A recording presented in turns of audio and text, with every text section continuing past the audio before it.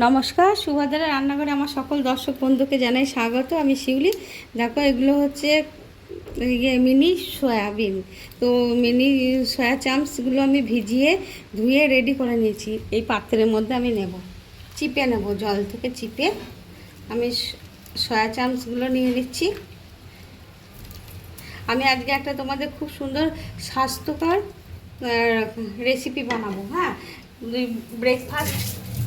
ব্রেকফাস্টে খেতে পারো, ডিনারেও খেতে পারো, ছোট থেকে বড় সকলের খুব প্রিয় হবে দেখবে খাবারটা। আমি একটু দই দিয়ে দিলাম।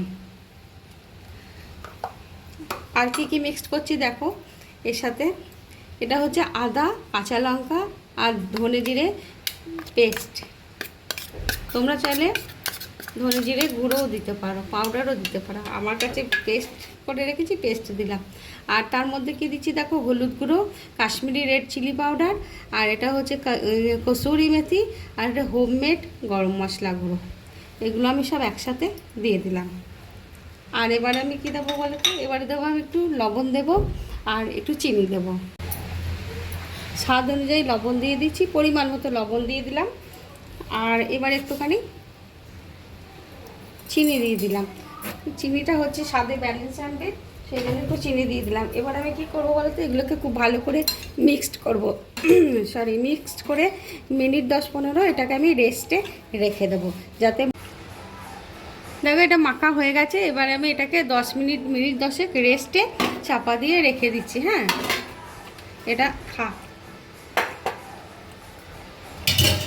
এবারে আমি দেখো কি করব।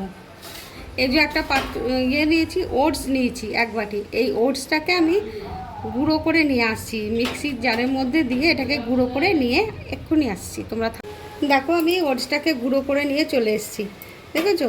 তাহলে আমি এই বাটির 1 বাটি ওটস গুঁড়ো নিয়ে নিচ্ছি। আর এটা হচ্ছে আটা, নট ময়দা। ময়দা নয় কিন্তু, হ্যাঁ আটা। তোমরা চাইলে ময়দা দিতে পারো, আমি কিন্তু আটা দিচ্ছি। এবারে আটা আর ময়দাটাকে আমি একসাথে ভালো করে মিক্সড করে নিই। আটা আর ওটসটা গুঁড়োটাকে আমি একসাথে ভালো করে মিক্সড করে নিলাম। এবারে এর মধ্যে কী দিচ্ছি বলতো, লবণ দিলাম। লবণ দিয়েছি আর 2-4টে চিনির দানা দিয়ে দিলাম। এবার আমি এটাকে মাখবো। আর কি দেবো বলো তো, একটু জোয়ান দেবো, আর জোয়ান হাতে কষলে দিয়ে দিলাম। এটাকে আমি এবারে জল দিয়ে দিয়ে একটা ডো বানাবো।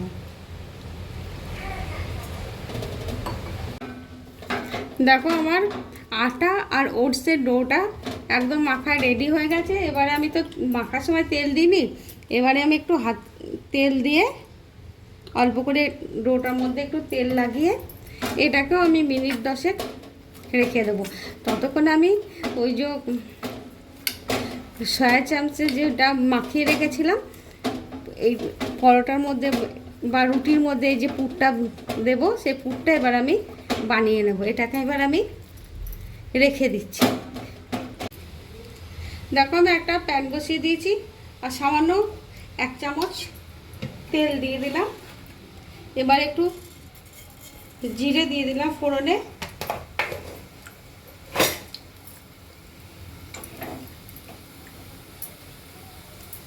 এবার আমি পেঁয়াজ কেটে রেখেছি, একটু পেঁয়াজটা দিয়ে দিচ্ছি।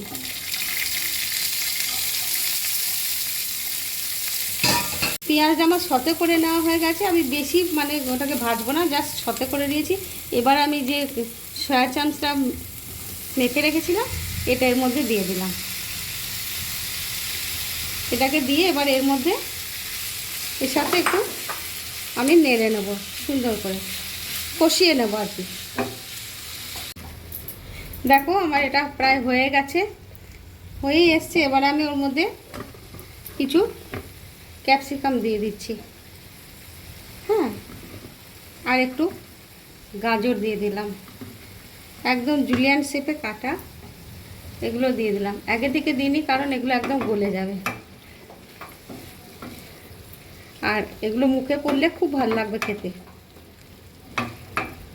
এবারে এটা 2 মিনিট মতো রান্না করে নেব, তারপরে আমি গ্যাসটা অফ করে দেব।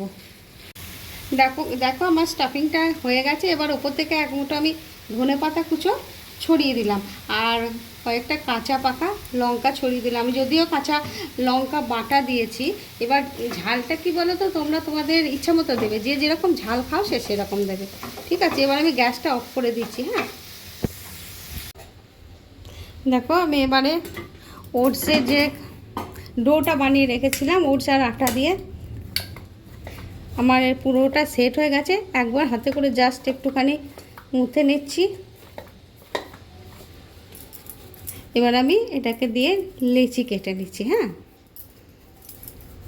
এটাকে আমি এবার রুটি বানাবো। মিডিয়াম সাইজে, যেরকম সাইজে তোমরা খাবে সেরকম সাইজে বানিয়ে নেবে। আমার এখান থেকে 5টা মতন রুটি হলো। ঠিক আছে,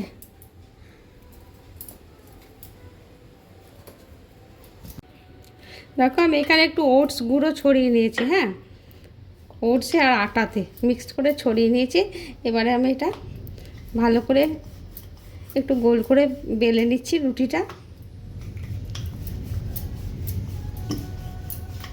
তোমরা চাইলে তেল দিয়েও বেলতে পারো, মানে যদি আটা বা ওটসের গুঁড়ো ছড়িয়ে বেলতে অসুবিধা লাগে তেল দিয়েও বেলতে পারো। তোমরা তোমাদের ইচ্ছা মতো যেভাবে সুবিধা হবে সেভাবে বেলবে।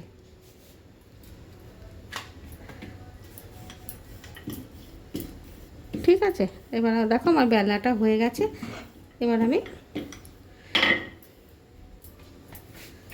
চাটু বসিয়ে দিয়েছি, ফ্রাই প্যান বসিয়ে দিয়েছি গ্যাসের মধ্যে। এবার আমি রুটিটা দিয়ে দিলাম। আমি রুটিটা আগে এপিট ওপিট করে ভেজে নেব। দেখো আমি রুটিটা উল্টে দিলাম।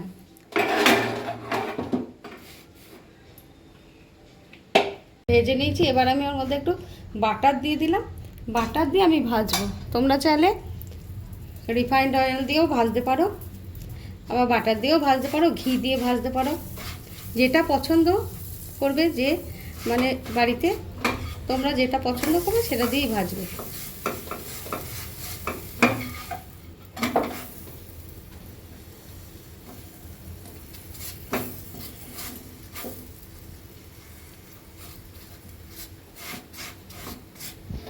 দেখো আমার এই রুটিটা ভাজা হয়ে গেছে, ভারী সুন্দর হয়েছে, লাল লাল করে ভেজে নিয়েছি। এবার এটাকে আমি উঠিয়ে নিলাম, বুঝছো তো। এবার আমি আর একটা বেলে নিয়েছি, এটাকে এবার আমি দিয়ে দেবো।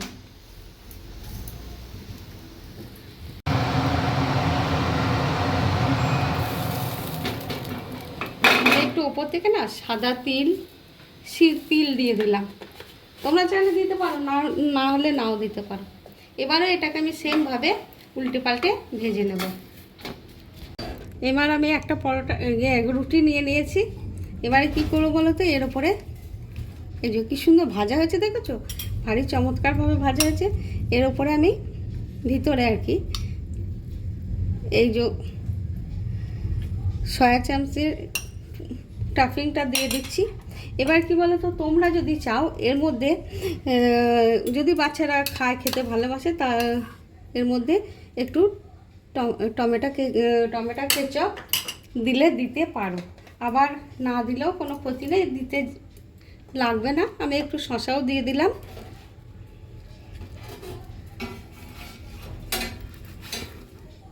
এইভাবে একটা আমারও রেডি, আর একটা আমি তোমাদের বানিয়ে দেখাচ্ছি। তোমরা এভাবে অবশ্যই বানাবে, এটা খুব স্বাস্থ্যকর একটা খাবার। বানিয়ে খাবে, খেয়ে আমাকে কিন্তু কমেন্ট করে জানাবে তোমাদের এত সুন্দর একটা স্বাস্থ্যকর ব্রেকফাস্ট, টিফিন বা তোমার ডিনারেও খাওয়া যাবে। আর এটা সম্পূর্ণ মানে ভেজ। এবার তোমরা যারা পেঁয়াজও খাও না, তারা চাইলে পেঁয়াজও না দিলেও কোনো অসুবিধা নেই। ঠিক আছে, এইভাবে আমি রেডি করে তোমাদেরকে সার্ভ করে দেখাচ্ছি।